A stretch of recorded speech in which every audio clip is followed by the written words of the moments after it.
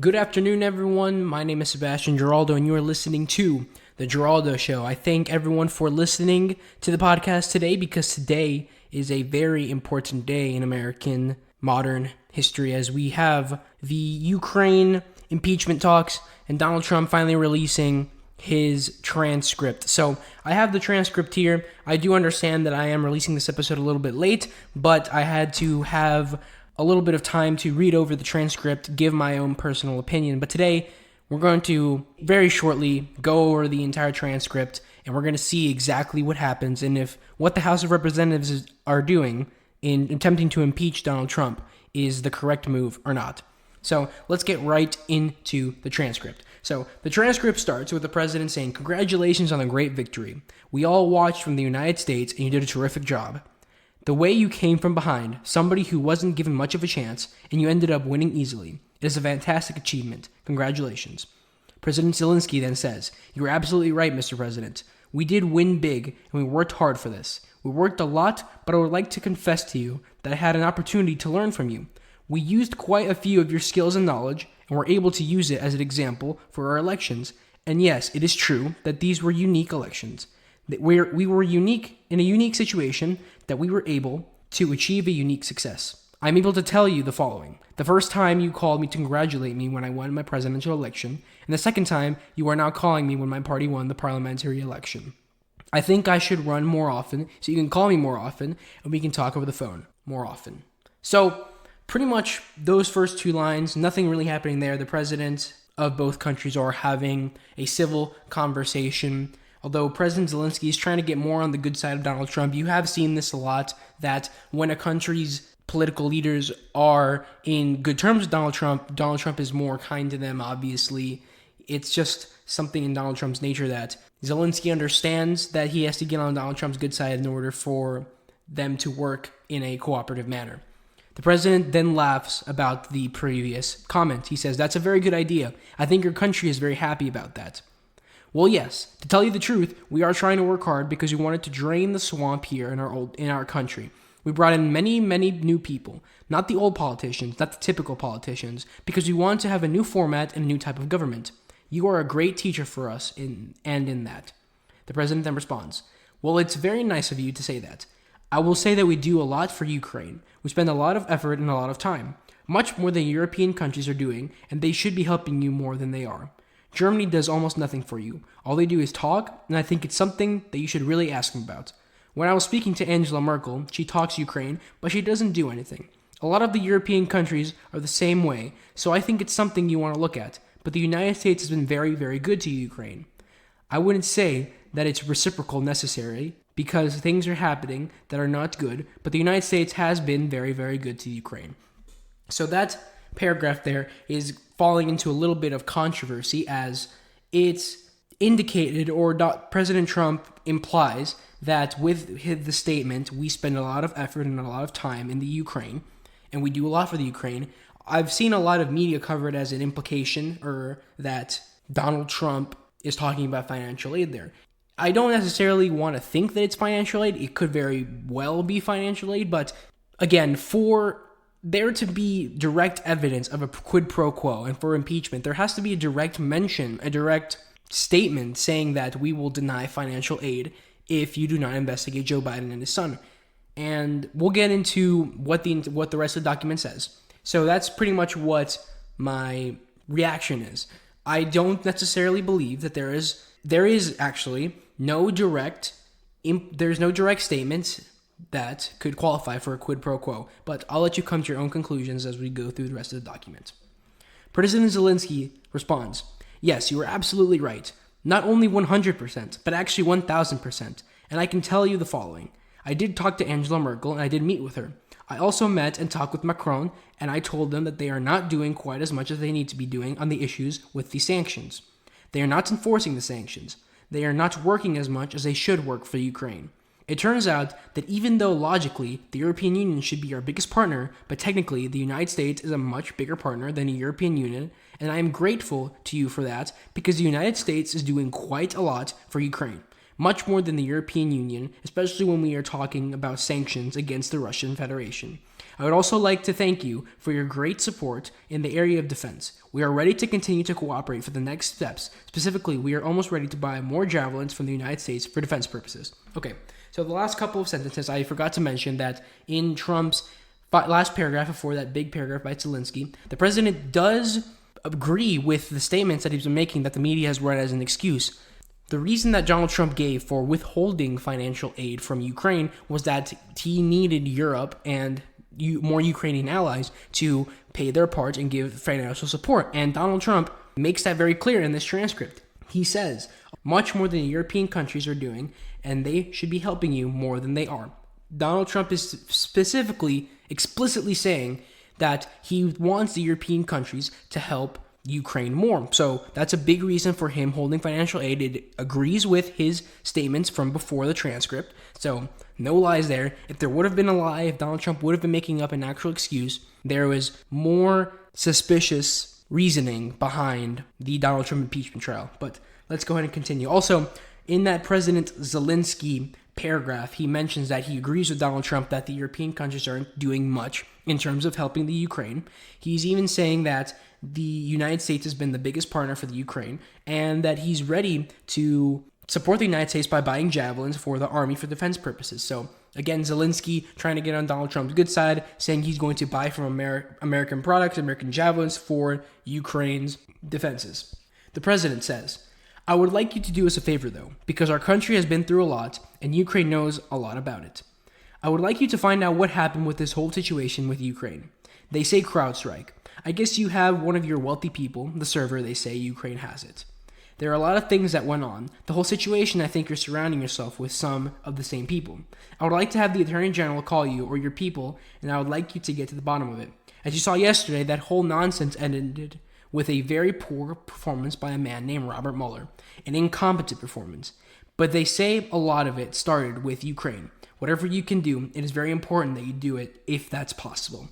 So that paragraph is where a lot of the media are really focusing on, especially that first line. I would like you to do us a favor though, because our country has been through a lot and Ukraine knows a lot about it. So obviously what Donald Trump is referring to here is the Russian interference allegations that he received from 2016 all the way up to this year when the Robert Mueller report came out, and it turned out that Donald Trump did not do anything in terms of colluding with the Russians. What Donald Trump is mentioning about Ukraine is that he wants an investigation. He's asking for a favor from the Ukrainian government, from the Ukrainian president, that they just want to see what's really going on, to getting behind what really happened between in the Russia stories. Trump says, quote, there are a lot of things that went on, the whole situation. I think you're surrounding yourself with some of the same people. So that sentence right there, he's mentioning that he wants to make sure that no one from Russia is really associating with the new Ukrainian president and his associating cast. So pretty much what I'm saying here is what Donald Trump is saying. He thinks that President Zelensky surrounding himself with the same people that were apparently collaborators in the Trump vote suppression or vote invalidness, I guess you could say. So pretty much Donald Trump is saying, but they say a lot of it started with Ukraine. They're mentioning that a lot of the Russian interference allegations started in the Ukraine. So what he's asking the president to do is investigate why those false allegations are starting in the Ukraine. And he says, very importantly, at the end of that, whatever you can do, it is very important that you do it if that's possible. He is saying, if it is possible, he's not forcing the president of the Ukraine to do anything. He's saying if that is possible. He's also saying he wants the people to get into the bottom of it, and that's all he's saying. He's not directly stating that he's going to do anything if the president of the Ukraine denies the investigation on Ukraine, but on Russia, I mean. But the whole story with Biden is coming up shortly. President Zelensky then says, yes, it is very important for me and everything that you just mentioned earlier. For me as a president, it is very important and we are open for any future cooperation. We are ready to open a news page on cooperation and relations between the United States and Ukraine. For that purpose, I just recalled their ambassador from the United States, and he will be replaced by a very competent and very experienced ambassador who will work hard on making sure that our two nations are getting closer. I would also like and hope to see him having your trust and your confidence and have personal relations with you so we can cooperate even more. I will personally tell you that one of my assistants spoke with Mr. Giuliani just recently, and we are hoping very much that Mr. Giuliani will be able to travel to Ukraine, and we will meet once he comes to Ukraine. So side note, a lot of what the media is saying is that Trump brought up Giuliani, is saying that Giuliani will go over and talk about investigating Joe Biden's son and Joe Biden himself. The thing that the media cut out is the very important part, that Zelensky himself was actually the first person to mention Giuliani way before Trump even puts it out. The only reason Trump mentions Giuliani in the first place is because President Zelensky was the one who says that his assistants talked to Mr. Giuliani and he hopes that Mr. Giuliani can travel to the Ukraine. President Zelensky continues, I just wanted to assure you once again that you have nobody but friends around us. I will make sure that I surround myself with the best and most experienced people. I also wanted to tell you that we are friends. We are great friends, and you, Mr. President, have friends in our country, so we can continue our strategic partnership. I also plan to surround myself with great people, and in addition to that investigation, I guarantee, as the President of Ukraine, that all the investigations will be done openly and candidly. That I can assure you. President Zelensky is the one that's saying that he personally is going to be starting these investigations. He's having no influence from Donald Trump, and that's what the media will try to say, that Donald Trump is directly forcing the president of Ukraine to launch investigations. And that's not what's happening. President Zelensky has said he plans to surround himself with great people. In addition to that investigation, he guarantees that the president of Ukraine that all the investigations will be done openly and candidly. President Zelensky is the one who's going to be starting the investigations, not from fear of Donald Trump cutting off foreign aid, because that wasn't mentioned at all. There was no mention that Donald Trump directly stated that he would cut off foreign aid if no investigations were started. President Zelensky is the one that's bringing up Giuliani, and the one that's bringing up investigations, and that his investigations will be open and candid. The president continues, good, because I heard you had a prosecutor who was very good and he was shut down, and that's really unfair. A lot of people are talking about that, the way they shut down your very good prosecutor down, and you had some very bad people involved. Mr. Giuliani is a highly respected man. He was the mayor of New York City, a great mayor, and I would like him to call you. I will ask him to call you along with the Attorney General. Rudy very much knows what's happening, and he is a very capable guy. If you could speak to him, that would be great. The former ambassador from the United States, the woman, was bad news, and the people she was dealing with in the Ukraine were bad news. So I just want to let you know that. The other thing, there's a lot of talk about Biden's son, that Biden stopped the prosecution, and a lot of people want to find out that. So whatever you can do, the Attorney General would be great. Biden went around bragging that he stopped the prosecution, so if you can look into it. It sounds horrible to me. Again, that's the second part to what the media is turning into clear quid pro quo. Now we get to Donald Trump mentioning Joe Biden and his son. The entire quote, for those who might be looking at the media and seeing a twist or a spin on it, the other quote, the actual quote, there's a lot of talk about Biden's son, that Biden stopped the prosecution, and a lot of people want to find out stat. So whatever you can do with the Attorney General would be great. He's not saying do this with the Attorney General or else you're cut off foreign aid, because that is direct quid pro quo. It's not what Joe Biden did with the Ukraine when he went around bragging that he stopped the prosecution. He's asking President of Ukraine to look into the investigation of Joe Biden. He's not forcing. That's the difference. He can ask the president, is it a bad action? Sure, it's a bad action.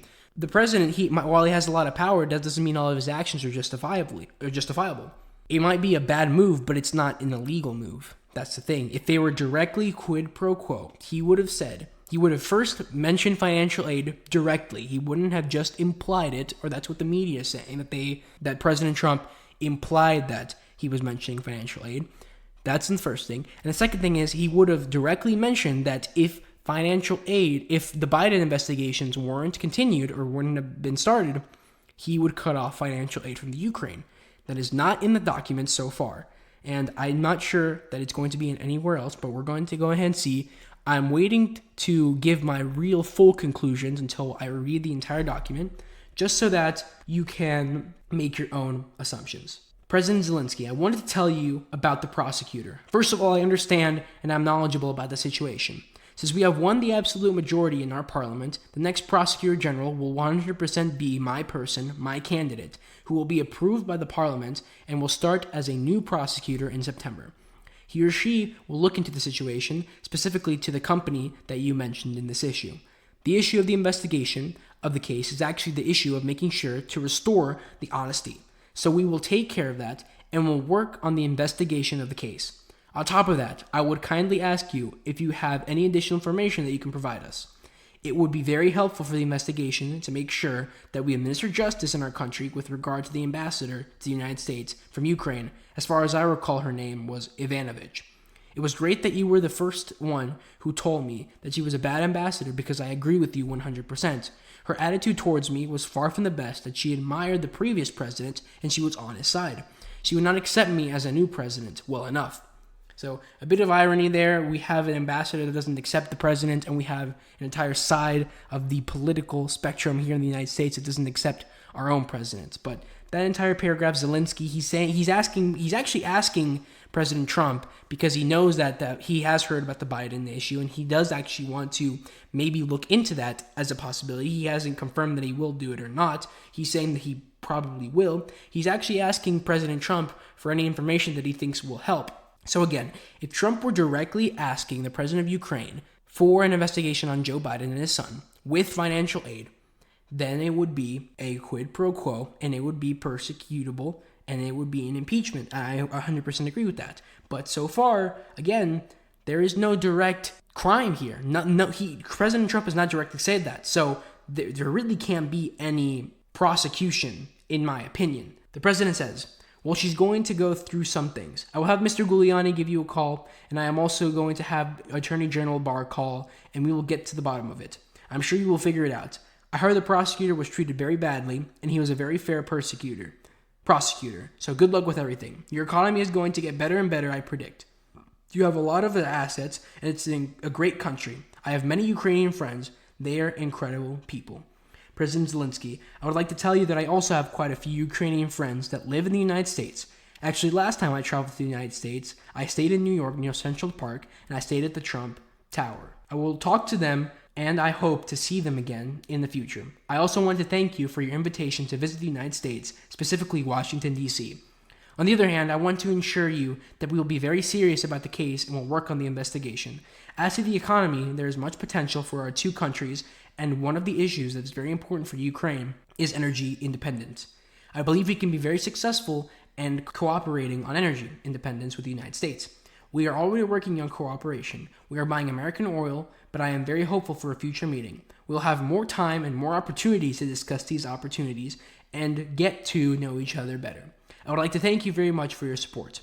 President says, good. Well, thank you very much, and I appreciate that. I will tell Rudy and Attorney General Barr to call. Thank you. Whenever you would like to come to the White House, feel free to call. Give us a date and we'll work that out. I look forward to meeting you. Okay, so we're going to unpack a little bit of what President Zelensky is saying. So the very small portion that talks about the investigation, and it's not really sucking up to Trump, is saying that he wants to ensure President Trump that they will be very serious about the case and work on the investigation. So here we have some confirmation that President Zelensky is going to further investigation on the beginning of the Russia investigation and on Joe Biden. So right there is the only piece that we have proof that Zelensky has said directly he didn't work on the investigation.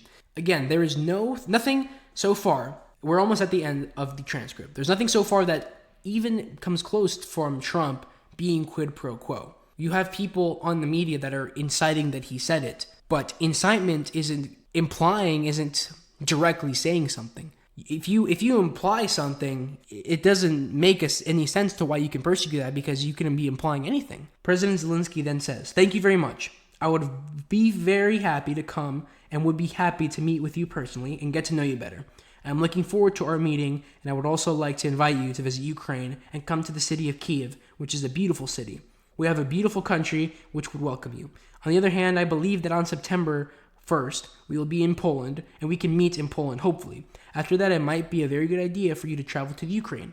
We can either take my plane and go to Ukraine, or we can take your plane, which is probably better than mine. President, okay, we can work that out. I look forward to seeing you in Washington and maybe in Poland because I think we are going to be there at that time.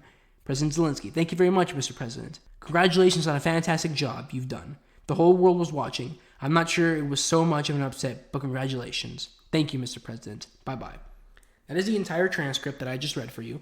I know it was a bit long, but in the end, the ending part, President Zelensky saying we should meet up in Poland when we go, and you should rearrange a meeting with the Ukraine. Okay, so now we're going to get to my personal opinion. I've kind of mentioned it, but at the end, after reading it, it really depends on what your point of view is.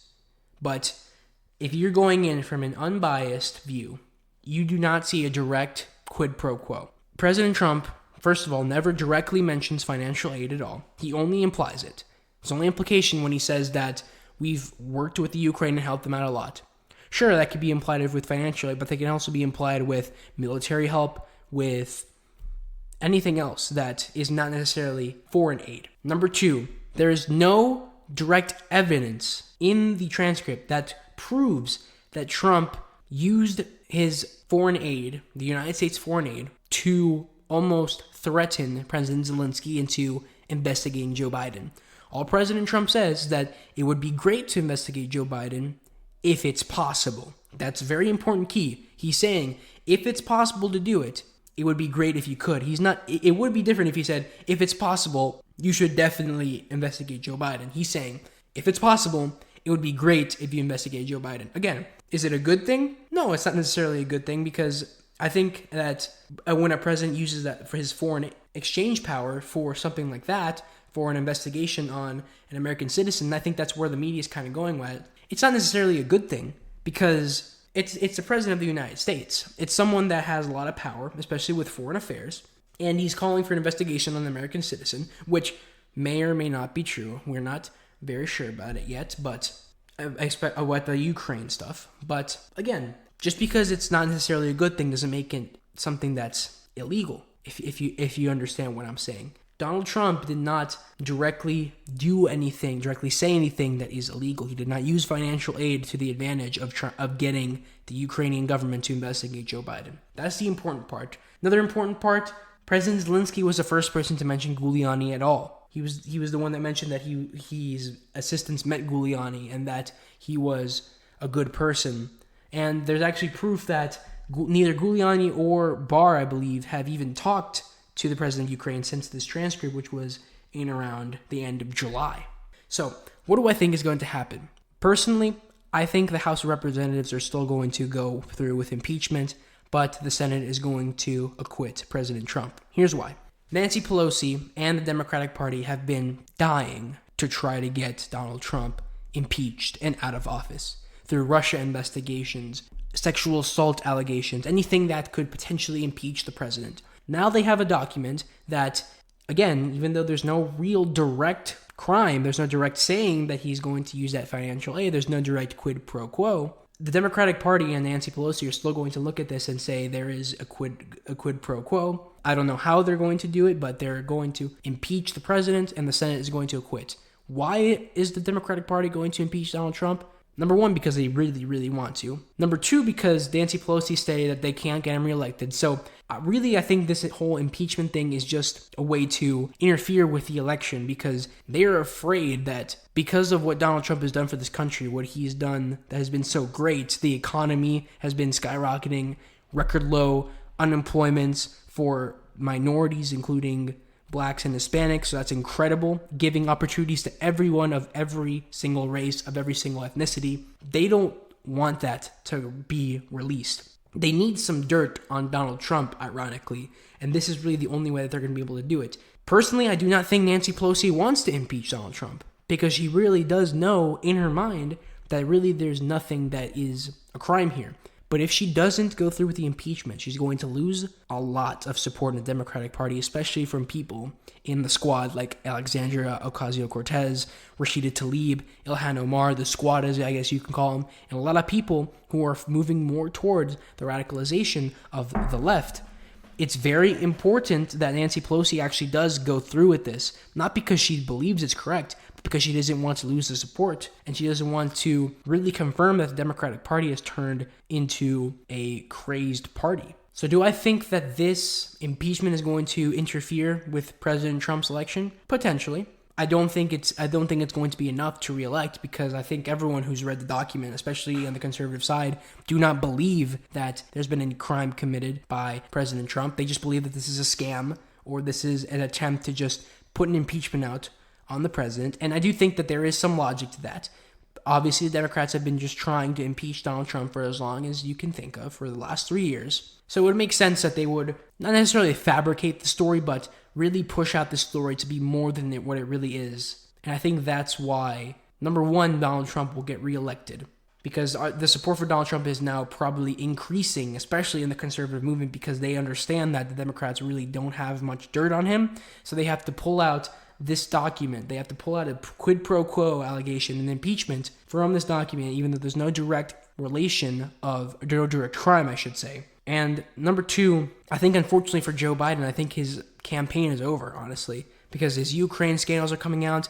I think the Democratic Party is going to go more toward Elizabeth Warren, which is what I've been mentioning since my fourth episode about the Democratic Party and the Democratic debates, when I mentioned that I think Elizabeth Warren is going to be the nominee, and I think that's going to come true. She's actually gotten in front of the national polls for the first time in a while. So that's big for Elizabeth Warren, bad news for Joe Biden, and I think personally that's good news for President Trump, because in my personal opinion, I thought Joe Biden was the only person that had a legitimate shot of beating Donald Trump just because he was the more moderate of the nominees. Elizabeth Warren is pretty radical now. She used to be pretty moderate. Now she's pretty radical, but she's also a pretty experienced politician and a pretty experienced woman. She's very intelligent. So there's a lot of details that need to be that need to be mixed in here. Warren is obviously going to run on the anti-corruption campaign, where she's going to mention, if she gets a nomination in the debate against President Trump, she's going to mention the Ukraine, Russia, even though I honestly don't think anything is going to come out with it. But that's going to be it for today's episode. I hope you enjoyed listening. I know it might have been a little bit longer than you were expecting, but we had to get through that entire transcript, interpretation, and what I think is going to happen in the next couple of days with an impeachment inquiry. So that's going to be everything for today. If you liked the episode, make sure you give it a like, subscribe, or follow on any platform that you are listening to. Thank you very much for listening. My name is Sebastian Giraldo, and this is The Giraldo Show.